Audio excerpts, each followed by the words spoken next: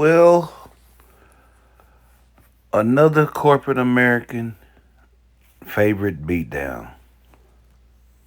Um, Caitlin Clark is one of the most overrated basketball players there is. And the only way that the only reason why we still watching her play is because of the referees bail her out every game. She jacks up 3 pointers, and when she start missing the threes, guess what the refs do? We're gonna call fouls on your teammates and send Iowa. No, we're gonna call fouls on the opposing team, correction on the opposing team, to send your teammates to the free throw line to get you back in the game so you can rest your legs. Every time she get the missing 3 pointers, watch how they call bogus fouls, phantom fouls on the opposing team to send that team to the free throw line. Like tonight's game. You ever noticed that they don't hardly replay the phantom calls? Think about when they call every time Iowa plays somebody. Think about what they want you to see on replay and what they don't want you to see. For an example,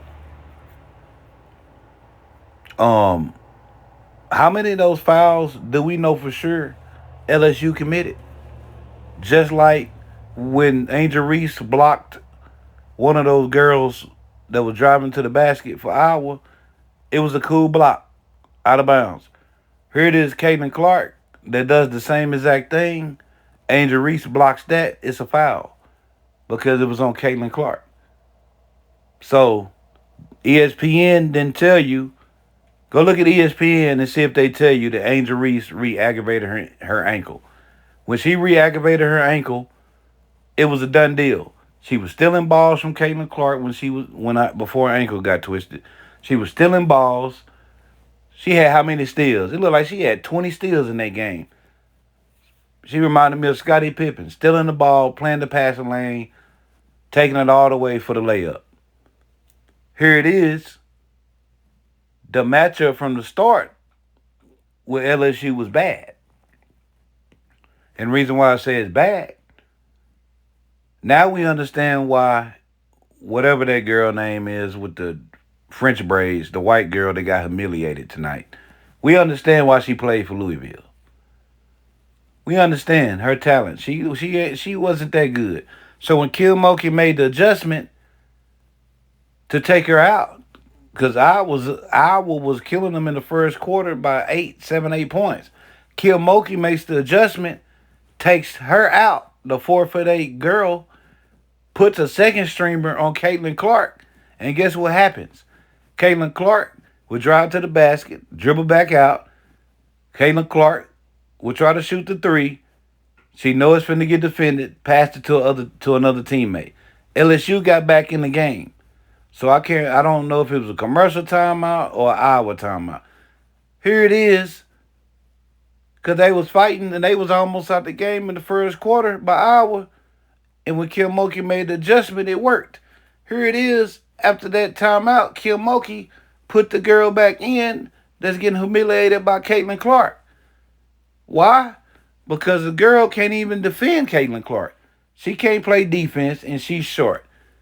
Caitlin Clark shot that ball like she out there just shooting at her in the back of her yard. You know America can't have a second string girl shutting down Caitlin Clark. How do we make Caitlin Clark look like the Steph Curry? How about we put a short guard on her that won't be able to contest Caitlin Clark's threes. And then she's 2 yards behind in front of Caitlin Clark. You're not you what is the point of closing out if you got short arms? But when they put that other tall defender on there, the game changed. I just don't understand why Mulkey got away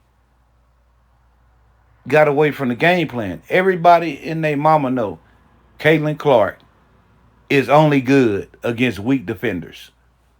We see ANGELREESE step out there and make a change of mind about the three. They didn't want Caitlin Clark to rely off her team because she's a human highlight. ESPN didn't show Angel Reese ankle injury. They wanted you to think that was just an all out battle. You get what I'm saying? Then here it is, Kim Mulkey, with a minute left.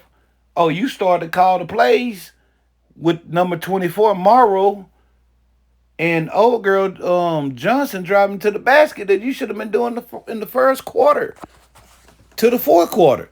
Now all of a sudden you calling the plays that you supposed to have been calling then because she probably got paid to throw that game so LSU can lose. They probably told her to take that girl out, then shutting KAITLYNCLARK down and put that short girl out there so KAITLYNCLARK can have uncontested threes. It's like me out there shooting with my son or something that's 4'2", and I'm sitting up there amped up that I'm shooting threes on him. This is all politics. Corporate America's mad because Angel Reese is beautiful, she's smart, and she could dominate a game. The referees surely tried to foul out last year in the first quarter. And then they fouled out when the game didn't matter. Insult to injury. She already got an ankle injury. She was a non-factor after that. So they were so desperate to make sure it wouldn't be no He-Man come back and LSU win this game. They had to go to Kim Mulkey and tell Kim Mulkey, hey, we got some dirt on you. You better put that other girl in there, that short girl, so she can't defend KAITLYNCLARK threes. We all know what went on here, man. Just like West Virginia. West Virginia got called for 15 fouls. And I only got how many? 2 to 5 fouls out of the whole game. So if you do the stats of this game, of course they're gonna make like they're being fair. Who is Stokey? How about you how about you give KAITLYNCLARK the same amount of fouls that Angel Reese has? Stokey isn't a star player. So they try to hide it to make it look like they're being fair, but they're not. But we all know corporate America won this game. But that's the way that corporate America has to cheat us as black people to be able to stay and hang with us. We didn't create steroids. Steroids was created to be able to hang with the black people. Even Bill Romanowski, the football player that used to play for Denver, told you, I take this so I can be able to run with the black people. The referees know what they were doing. They wouldn't even show the highlights. All because they did all this because Angel Reese is beautiful and she black and she smart and she got an NIL deal making $1 million. They had to go. Since when do they send both the losing team to the White House? But that's all I got to say.